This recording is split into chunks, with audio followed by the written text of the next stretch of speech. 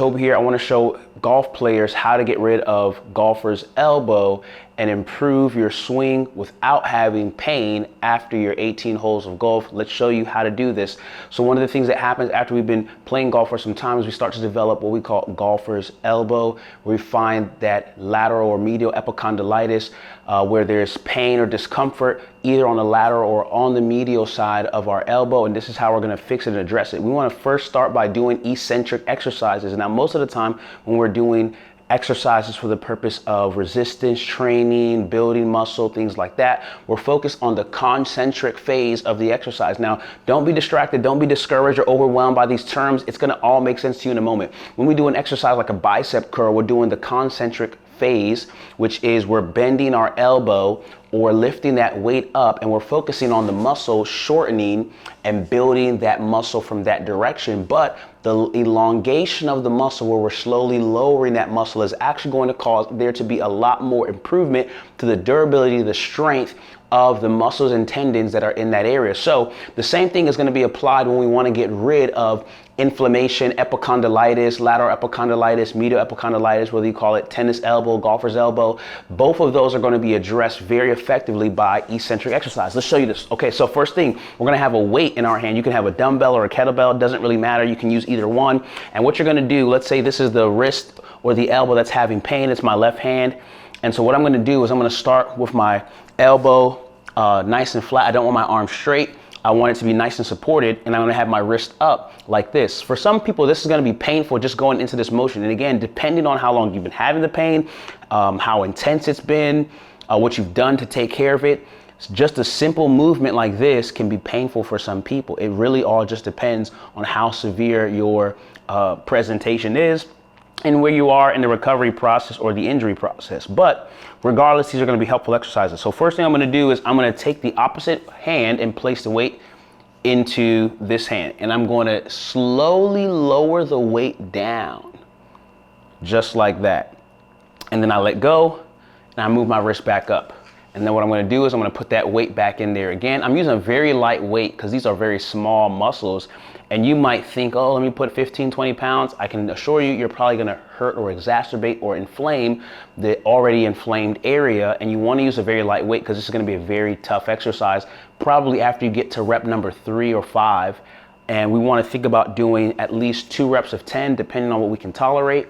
And you're going to put that weight inside of the hand, slowly lower. You're going to feel all those fibers really experiencing a lot of tension. So as you do that, you come to the full number of reps that you're supposed to be doing, which is maybe 2 rounds of 10, things of that nature. You might do 3 rounds of 5, slowly lowering. We're really going to feel that area where you feel the discomfort of the pain after your workout or after your routine of,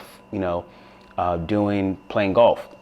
Now, that's if I want to work on the lateral side of my elbow. Maybe your pain is on the medial, the inner part of your elbow. Same exact concept. I'm going to have my wrist up already in this position. I'm going to put the weight there, and I'm going to slowly lower that weight.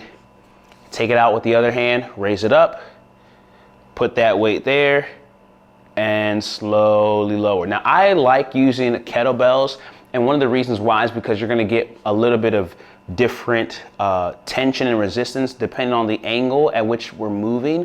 So once we're here in this angle here, you're going to get a lot of tension right there. A little bit different for a dumbbell because of how the physics of how the dumbbell is positioned and where the weight sits. But this is going to be very helpful. And the dumbbell or the kettlebell is going to help with my resistance, my grip strength as well. So that's going to be very important for tendons becoming stronger. So these are the exercises we want to do. Again, we're slowly lowering. You don't want to do something like this where you're just going and just going. No, you want to slowly lower and elongate that muscle for the tension, which is going to provide durability over time. Next exercise we want to do is called a hammer curl. You're probably familiar with this, but this, especially if you're using a kettlebell, is going to be very helpful because we are getting a lot of grip strength involved. So what we're doing is we're grabbing that kettlebell at different angles because it's a round shaped surface. This is going to make it more difficult at different angles. And we're going to do some basic raises, hammer curls, right where our thumb is pointed up. It's going to be very effective, right? And we can do it on the other side as well, because hey, if you have tendonitis on one side of your arm, well, the other arm is probably maybe stronger, but it's not immune to developing that same problem as well. So you want to think about it from that standpoint. Whatever you do on one side, do it on the other side to build that strength. And it'll also give you a means of comparison. As one side, the injured side, gets better, you'll be able to know, because you've been able to measure how difficult something is on the left compared to the right. So if doing something on my injured side, which was my left, if that was really difficult in the beginning, I could really do it. I could barely do it without having pain.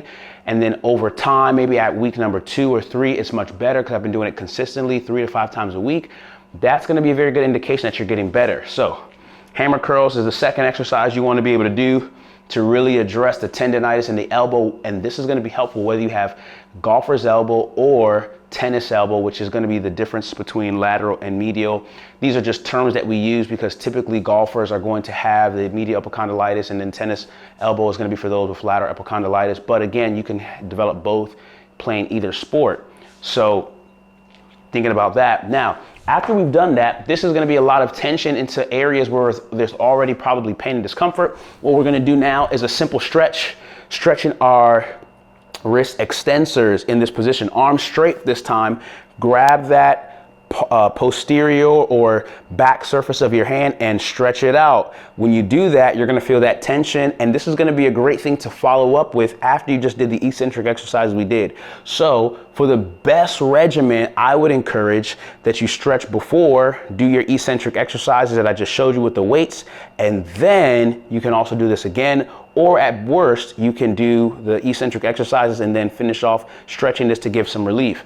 Then you can also stretch out those wrist flexors, and we're really going to be targeting that medial part, or the inner part of your elbow, right? So holding that part there, and you're going to feel that stretch. We want to think about stretching for 30 seconds, 3 to 5 rounds, or 3 to 5 sets each time, 30 seconds.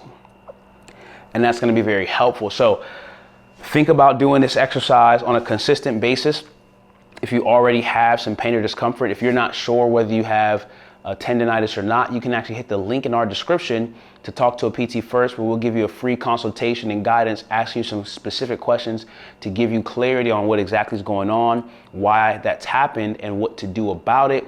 Because even though we're showing you these exercises, this is for educational purposes, and not every exercise is good for everyone at every moment, and not all exercises are made equal. So you want to make sure that you're doing the right things, not exacerbating or making the pain worse by doing the wrong things. So hit that link in the description, and you can talk to a PT first. We can give you some specific guidance on exactly what you want to start doing based on your particular situation and how long you've had your injuries and issues for, and we'd love to give you some support. You can like this video and leave a comment letting us know how this video impacted you, how it was helpful, and just comment and we will definitely respond to it.